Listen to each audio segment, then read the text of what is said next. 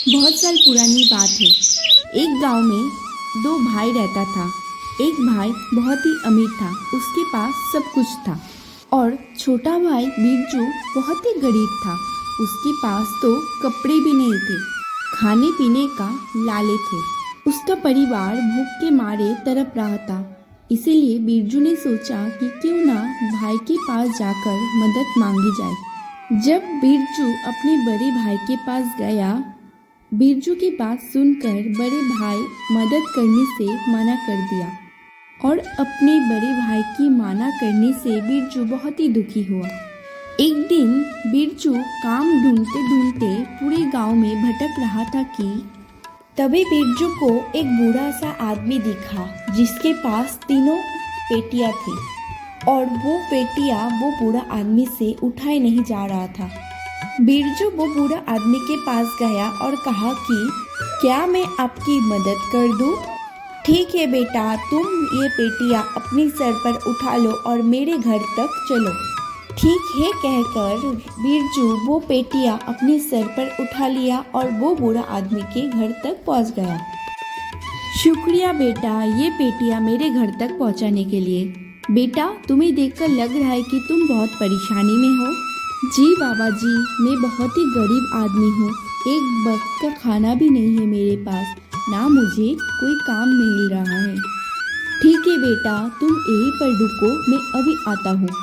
उसके बाद वो बूढ़ा आदमी अपने घर के अंदर जाता है और साथ में एक पेटी लाती है। ये लो बेटा, तुम ये पेटी अपने पास रख लो।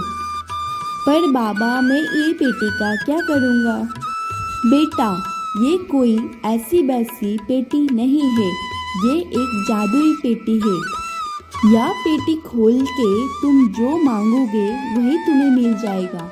ठीक है बाबा, पर आप ये पेटी मुझे क्यों दे रहे हैं? बेटा, ये पेटी अब मेरी ज़रूरत की नहीं है, तुम्हें चाहिए, तुम ये पेटी रख लो। और हाँ बिरजू, काम हो जाने के बाद ये पेटी बंद करना ना भूलना, नहीं तो प्रलय आ जाएगा। ठीक है बाबा कहकर बिरजू वो पेटी लेकर अपने घर वापस गया। उसके बाद बिरजू खुशी खुशी वो पेटी लेकर अपने घर आता है। पेटी देखकर बिरजू की पत्नी कहती है कि अब ये तुम क्या लेके आए हो? हमें खाना चाहिए, हमें इस पेटी का कोई ज़रूरत नहीं है। अरे भाग्यवान, ये कोई ऐसी वैसी पेटी नहीं है, ये एक जादुई पेटी है। जो भी हमें चाहिए ये पेटी वो हमें ज़रूर देगा। सच में क्या हम कभी भी भूखे नहीं रहेंगे? अब हम क्या गरीब भी नहीं रहेंगे? नहीं भाग्यवान, क्या अब से बातें करोगी ना ये पेटी का जादू भी देखोगी? उसके बाद बिरजू पेटी से कहता है, जादुई पेटी हमें बहुत सारा खाना दे दो। बिरजू का इतना कहते ही पेटी से बहुत सारा अलग अलग प्रकार का व्यंजन बाहर आता है और उसके बाद बिरजू और उसकी पत्नी ने वो पेटी को बंद करके पेट भरकर खाना खाया। उसके बाद से बिरजू वो पेटी से अलग अलग प्रकार का सामान निकालना शुरू कर दिया, कभी चावल, कभी अनाज, कभी बाजार का सामान। और धीरे धीरे बिरजू की गरीबी दूर होने लगी। कि एक दिन सुबह बिरजू बाजार जा रहा था कि तभी बिरजू की बड़ा भाई मिलता है और बड़ा भाई बिरजू से पूछता है कि तुम कहाँ जा रहे हो? बिरजू अपने बड़े भाई से उत्तर देते हुए कहता है कि मैं बाजार जा रहा हूँ। बिरजू के बड़े भाई मनी मन सोचा कि कुछ दिन पहले तो ये मुझसे मदद मांगने आया था, अब बाजार जाके सामान बेच रहा है, कुछ तो गड़बड़ है। उसका पीछा करना पड़ेगा और देखना पड़ेगा राज क्या है। उसके बाद बिरजू जब बाजार से सामान बेचकर घर वापस आता है कि बिरजू की बड़े भाई बिरजू का पीछा करते हुए उसका घर तक आ जाता है और खिड़की से झांकते हुए देखता है कि बिरजू और उसकी पत्नी पेटी से अलग अलग सामान निकाल रहे थे। और ये सब देखकर बिरजू के बड़े भाई मन ही मन कहता है कि ओह अच्छा, तो ये बात है, ये तो बहुत अच्छी बात है, ये जादू पेटी मुझे भी चाहिए और वो भी आज ही के आज। रात होते ही बिरजू के बड़े भाई वो पेटी चुरा के भाग जाता है और भागते भागते बिरजू की बड़ी भाई जंगल की ओर चला जाता है। मैं इस जादुई पेटी को अपने घर नहीं रख सकता हूँ, नहीं तो सबको पता चल जाएगा कि मैं ये पेटी चुरा लिया हूँ। मुझे ये पेटी जंगल में कहीं रखना पड़ेगा। ये कहकर बिरजू के बड़े भाई जंगल की ओर भागते भागते एक गड्ढे में गिर जाता है। बहुत देर तक गड्ढे में गिर जाने के कारण मोहनलाल को बहुत प्यास लगता है। मोहनलाल वो जादुई पेटी से पानी मांगता है और तभी जादुई पेटी से पानी निकालना शुरू हो जाते हैं। बस बस इतना ही, मुझे और पानी नहीं चाहिए। इतना बोलने के बाद भी पेटी से पानी निकालना बंद ही नहीं होता है और वो गड्ढा पानी से भर जाता है। मोहनलाल को पानी में तैरना नहीं आता है, इसी कारण मोहनलाल वो पानी में डूब के मर जाता है। कहानी से हमें ये सीख मिलती है कि कभी भी किसी से ईर्ष्या नहीं करनी चाहिए।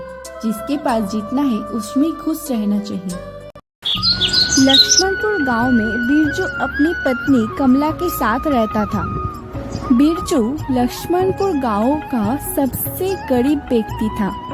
ना उसके पास अच्छा घर था, ना उसके पास पहनने के लिए ढंग का कपड़ा, और तो और 2 वक्त की खाना भी उन्हें नसीब नहीं होता था। ऐसे कि बिरजू की पत्नी कमला उस गांव में कुएं से पानी भरने के लिए जाती थी तो गांव वाले मिलकर कमला को वहां से भगा देते थे। बिरजू मजदूरी करके थोड़ा बहुत पैसा कमा लिया करता था, जिससे उसका घर चल जाता था। एक दिन कमला बिरजू से कहती है कि हमारी क्या गलती है, गांव वाले हमारे साथ ऐसा क्यों बर्ताव करते हैं? हमने तो कभी किसी का बुरा नहीं किया। अरे तुम इतना चिंता मत किया करो, देखना परिस्थिति एक दिन जरूर बदलेगा। यही गांव वाले हमारे घर के सामने आकर हमसे मिलने के लिए लाइन लगा देंगे। मैं मजदूरी कर इतना पैसा नहीं कमा पाता हूँ जितना ये गांव वाले कमा लेते हैं, लेकिन तुम देखना एक दिन हमारा भी सम्मान होगा। बिरजू की एक खूबी थी, वो बहुत ही एक नेकदिल इंसान था। वो किसी के साथ कभी भी बेईमानी नहीं किया करता था। एक दिन रात को लक्ष्मणपुर गांव में भारी बरसात होने लगी और बरसात होने के कारण चारों ओर पानी जमा होने लगा था।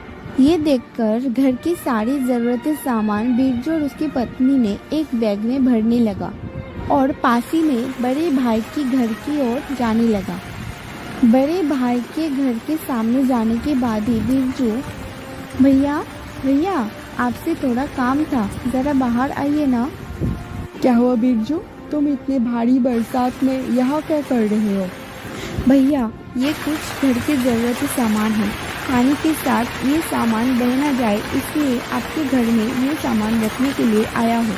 आप तो मेरे घर की परिस्थिति जानते ही हो। नहीं, ये सामान मैं नहीं रख सकता। ये सामान मैं रखूंगा तो मेरे पत्नी मुझे मारेगा। नहीं, तुम अपना सामान लेके वापस चले जाओ और रखो अपना सामान अपने घर पे। बड़े भाई की बात सुनकर बिरजू वहां से उदास होकर अपना घर वापस आ गया और पूरी रात जगते रहा अपना सामान की रखवाली करते हुए। अगले दिन सुबह बरसात ना रुकने के कारण बिरजू को कोई भी काम नहीं मिल रहा था। ऐसे ही कुछ दिन गुजर गया। एक दिन एक सेठ लक्ष्मणपुर गांव के सामने से गुजर रहा था कि सेठ की गाड़ी का चक्का एक खड्डे में फंस गया। बहुत कोशिश करने के बाद भी वो गाड़ी खड्डे से बाहर नहीं निकल रहा था।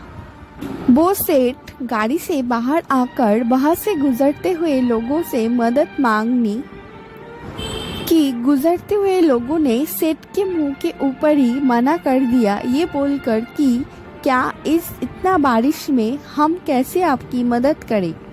लेकिन सेठ की कोई नहीं मदद की। बहुत देर से वो गाड़ी खड्डे से बाहर निकालने के लिए सेठ कोशिश कर ही रहा था कि तभी बिरजू वहां से गुजर रहा था। बिरजू वो गाड़ी को फंसा हुआ देखकर वो गाड़ी को खड्डे से बाहर निकालने में मदद की। बिरजू का लगातार कोशिश करने के बाद वो गाड़ी खड्डे से बाहर निकला। खड्डे से बाहर निकलने के बाद वो गाड़ी कुछ दूर तक जाकर रुक गया और वो गाड़ी से एक सेठ बाहर आया। Hi, you are a great man. पिछले 1 घंटे से मैं यहाँ फंसा हुआ हूँ, कोई नहीं मदद किया, सिर्फ तुमने आकर मुझे मदद किया। तुम कौन हो और तुम्हारा नाम क्या है? साहब, मेरा नाम बिरजू है और मैं इसी गांव में रहता हूँ। ओके, मेरा नाम मोहन लाल है। मुझे एक नया कंपनी बनाने के लिए एक जमीन की बहुत आवश्यकता थी। मैं इस पासी की गांव में एक जमीन देखने आया था। थैंक यू सो मच, तुमने मेरी मदद की। कोई बात नहीं साहब, दूसरों की मदद करना हमारा फर्ज है। अब बारिश भी रुक गई है, आप जाइए। ये बोलने के बाद मोहन वहाँ से जा ही रहा था कि तभी सेठ बोला कि हे बिरजू, मुझे अपने घर नहीं लेके जाओगे? नहीं साहब, मुझ जैसे गरीब के घर जाकर आप क्या करोगे? एक काम कीजिए, आप अपने घर जाइए, मैं मेरे घर जाता हूँ। नहीं, मैं तो तुम्हारे घर जरूर जाऊंगा। ठीक है साहब, आप इतना कह रहे तो चलिए मेरे साथ मेरे घर। उसके बाद बिरजू मोहनलाल को लेकर अपने घर जाने लगा। घर जाने के बाद बिरजू अपनी पत्नी कमला से कहता है कि देखो कमला, सेठ आए हैं, तुम जाओ जाके कुछ खाने के लिए लेके आओ। मोहनलाल बिरजू का घर देखकर थोड़ा भावुक हो गया और भावुक होके मोहनलाल बिरजू से कहा कि अच्छा बिरजू, तुम क्या काम करते हो?